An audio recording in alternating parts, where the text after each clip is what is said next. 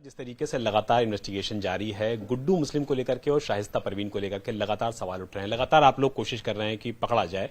क्या स्टेटस है, कहां ये भागे हुए हैं दोनों आरोपी? गुड्डू मुस्लिम इसलिए फोकस है क्योंकि वो एक हायर्ड असैसिन है और स्वयं इंडिपेंडेंटली क्राइम करने में सक्षम है।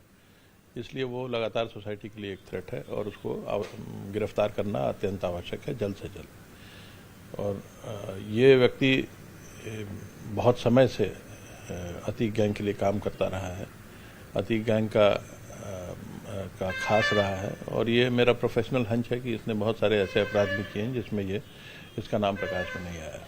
यूपी के दूसरे बाहुबलियों के साथ भी उसका पहले संपर्क रहा है। मैं किसी का नाम नहीं लूंगा सर, लेकिन ऐसा नहीं लगता है कि क्या बाकी जो पुराने बाहुबली हैं वो इसकी मदद कर रहे हैं इसको छुपाने में? कभी उड़ीसा लोकेशन आती है, कभी कर्नाटक आती है, कभी छत्तीसगढ़ आती है, तो इसको जो भागने में मदद कर रहे हैं, क्या पुराने इसके साथी लोग मदद कर रहे हैं जो उसके साथ रह चुके हैं? ये कॉन्ट्रैक्ट किलर है और जब इसको लगभग वर्ष 2000 के आसपास गोरखपुर में अरेस्ट हुआ था तो भी ये जानकारी प्रकाश में आई थी कि ये बेऊर जेल गया था उस समय राजन तिवारी से मिलने और संभवतः राजन तिवारी ने इसे कोई कॉन्ट्रैक्ट दिया था। तो एक कॉन्ट्रैक्ट किलर घूम घूम के इस प्रकार से अपराधियों से कॉन्ट्रैक्ट लेता है, हत्याएं करता है। जब इसकी जमानत अतीक ने कराई तब से ये अतीक के साथ अतीक गैंग से जुड़ गया और जो 24 फरवरी की घटना हुई इसमें आपने देखा किस तरह से इसने हत्या की। तो ये बमबाज है, बम फेंकने में, बनाने में माहिर है, इसके अलावा शूटिंग भी करने में सक्षम है, शूटिंग में भी माहिर है और इस कारण से अब तो इस पर 5 लाख रुपए का इनाम है और लगातार इसकी एसटीएफ और जनपदीय पुलिस लगातार इसकी तलाश कर रहे हैं। शाइस्ता परवीन को लेकर के सवाल उठ रहे हैं। पहले लग रहा था कि असद के जनाजे में शामिल होगी, फिर लगा कि अतीक अहमद और अशरफ के जनाजे में शामिल होगी, लेकिन अभी तक वो नहीं आई है। और यूपीएसटीएफ हो चाहे बाकी लोकल टीमें हो लगातार उसकी धरपकड़ में, तलाशी में छापेमारी कर रही है। सर, कितना टफ हो रहा है शाइस्ता परवीन को पकड़ना, क्योंकि ऐसा लगता है कि जो बुर्का गैंग है वो कहीं ना कहीं इसकी मदद कर रहा है? शाइस्ता परवीन पर 50,000 रुपये का इनाम है।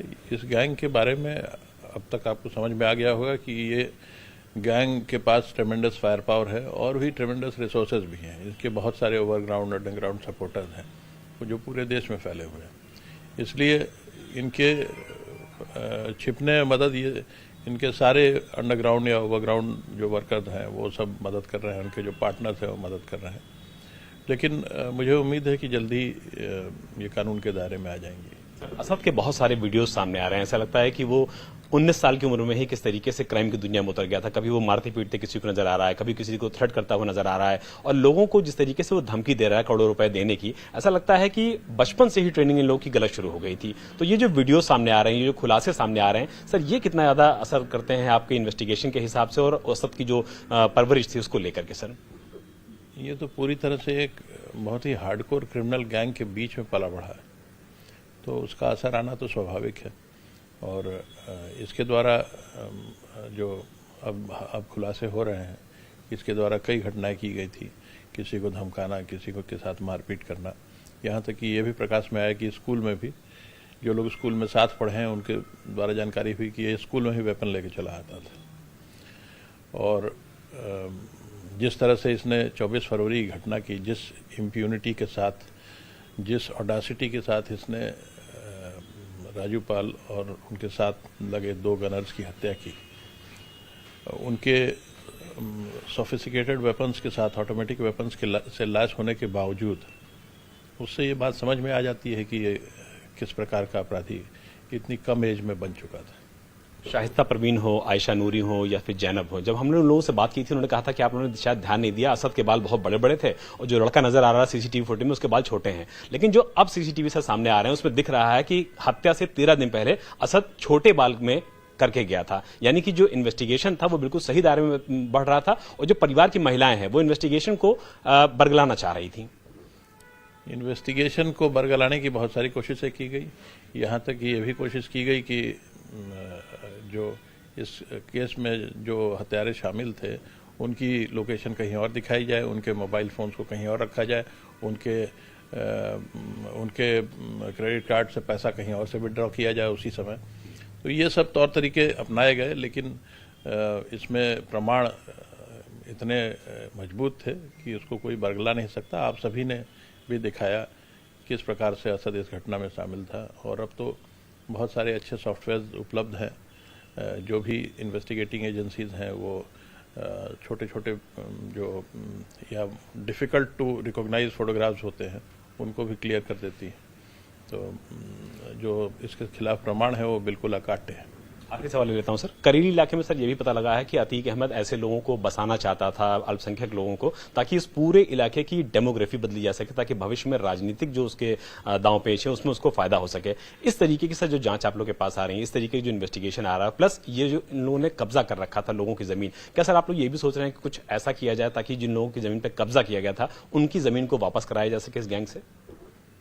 ये तो प्रशासनिक प्रक्रिया है, जो लोग भी प्रशासन को अप्रोच करेंगे उसमें ऐसा होना चाहिए। लेकिन जो करेली में अतीक ने जो प्लान किया था वो एक बहुत ही लंबा चौड़ा प्लान था। इसने उस इलाके में करेली से सटे हुए इलाके में एक ससुर खदेरू नदी है, उसके पाट पर कब्जा कर लिया। वहाँ हजारों छोटे किसान गरीब दलित पिछड़े वर्गों के किसान जिनके पास छोटी छोटी जोत थी उनकी ज़मीनों को कब्जा कर लिया।